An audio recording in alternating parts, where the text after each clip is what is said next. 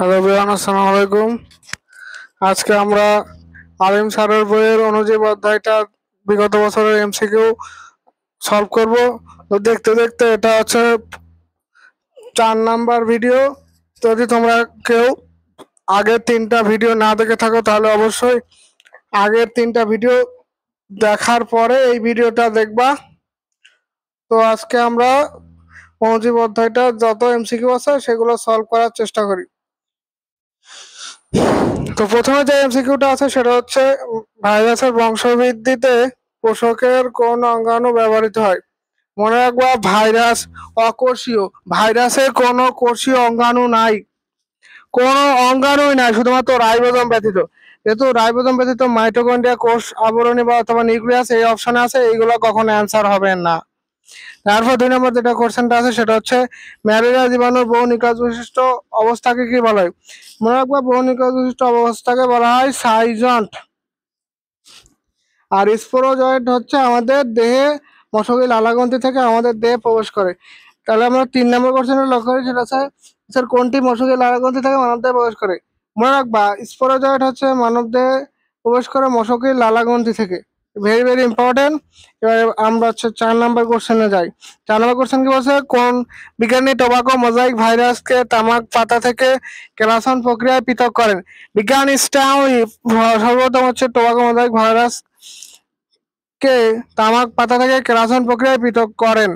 আর যদি বলে ভাইরাসের জনককে, সেটা হচ্ছে ডিমিট্রি আইভানোভস্কি রান। তাহলে আমরা 4 নম্বর কোশ্চেন সলভ করে ফেললাম। এবার আমরা 5 নম্বর কোশ্চেনে চলে আসি। তোমাদের বেশি সময় নেব না, খুব তাড়াতাড়ি সলভ করে দেবো। 5 নম্বর কোশ্চেনটা হচ্ছে ম্যালেরিয়া কোন ধাপে হিমোগ্লোবিন নামক পদার্থ। Very very important. এটা হচ্ছে বিভিন্ন বইতে ভুল দেওয়া আছে, কিন্তু এটার অরিজিনাল আনসার হবে সাইজন।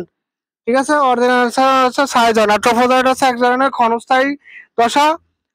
তো এটা ভালোভাবে মনে রাখবা যে হিমোজয়েন নামক বজ্রপাতের সৃষ্টি হয়, এটা হচ্ছে সাইজন ধাপে। তারপর 6 নম্বর কোশ্চেনটা যেটা হচ্ছে নিচের কোনটি হচ্ছে কমা আকৃতির ব্যাকটেরিয়া। কমা আকৃতির ব্যাকটেরিয়া আছে ভিব্রিও কলেরা, কমা আকৃতির ভিব্রিও কলেরা। ঠিক আছে, ওকে ডান। এবার 7 নম্বর কোশ্চেনটা যদি লক্ষ্য করি, 7 নম্বর কোশ্চেন কি বলছে। 7 নম্বর কোশ্চেন বলছে ম্যালেরিয়া জীবাণুর কোন দশা প্রথম যকৃৎ কোষ।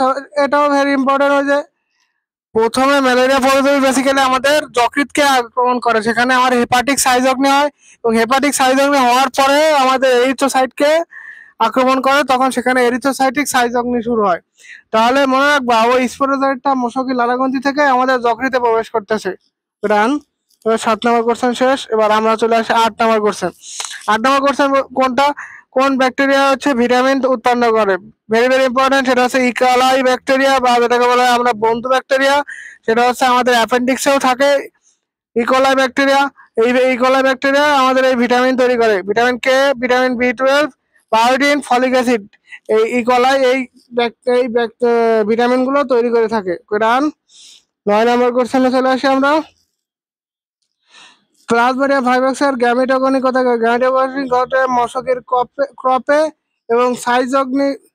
তো আমরা বললামই যকৃত করতে পারে এরিথ্রোসাইটিক সাইজগ্নি। যখন বলবে তখন সেটা ঘটবে আমার করে, সেটা হচ্ছে আরবিসিতে।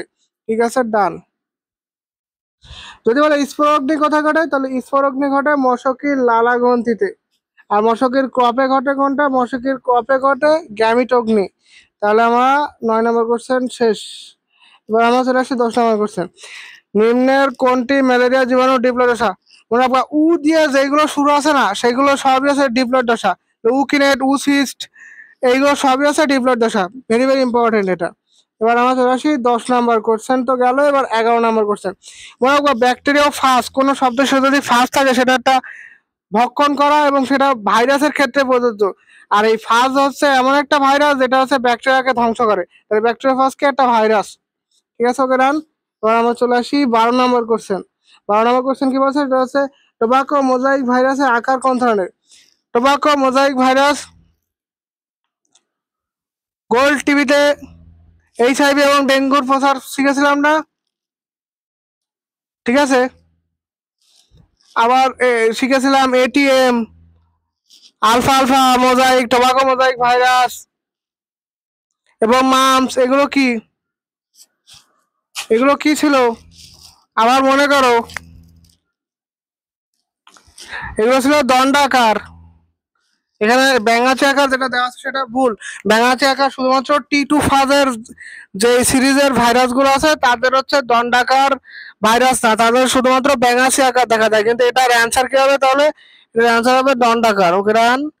এবার আমরা চলে আসি 13 নাম্বার কোশ্চেন। 13 নাম্বার কোশ্চেন কি বলছে? প্লাজমোডিয়াম ম্যালেরি এর স্বাভাবিক সুপ্ত অবস্থা কম।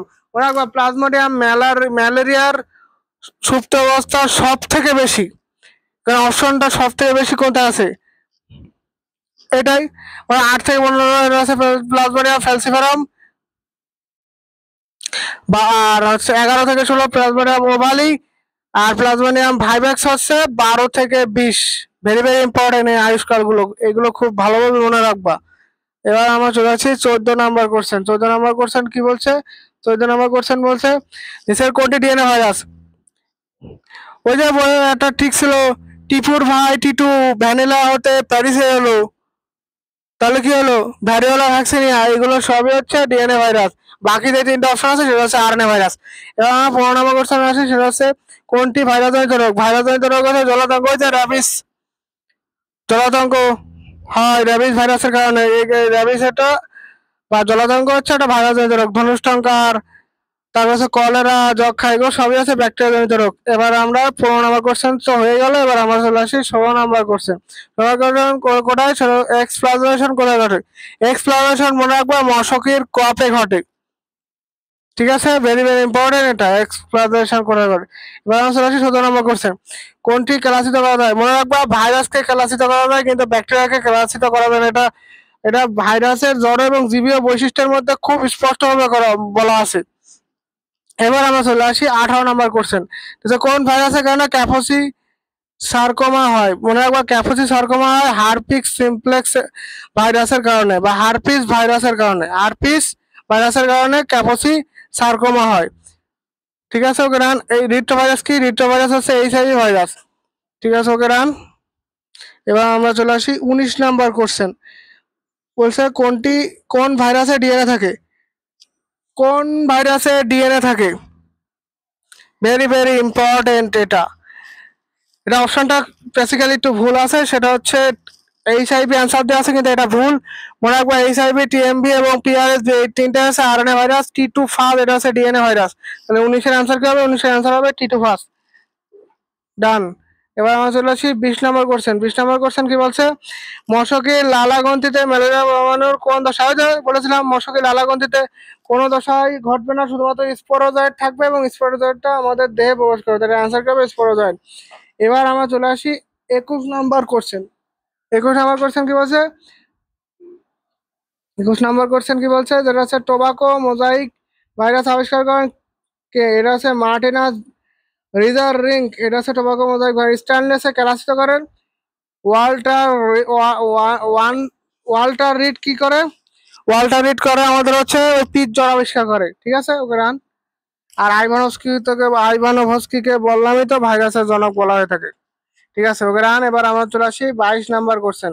22 নাম্বার কি বলছে? 22 নাম্বার হচ্ছে নিচের কোনটি দ্বারা চিকুনগুনিয়া জ্বরের ভাইরাস? মনে রাখবো অ্যাডিস অ্যাজিপ্টি এবং এডিস অ্যালবোপিক্টাস। এডিস অ্যাজিপ্টি এবং এডিস অ্যালবোপিক্টাস, এই দুইটা ভাইরাসের মাধ্যমে চিকুনগুনিয়া হয়, ডেঙ্গু হয়, দুইটাই হয়, ঠিক আছে? ওকে রান। এবার আমরা চলে আসি 23 নাম্বার কোশ্চেন।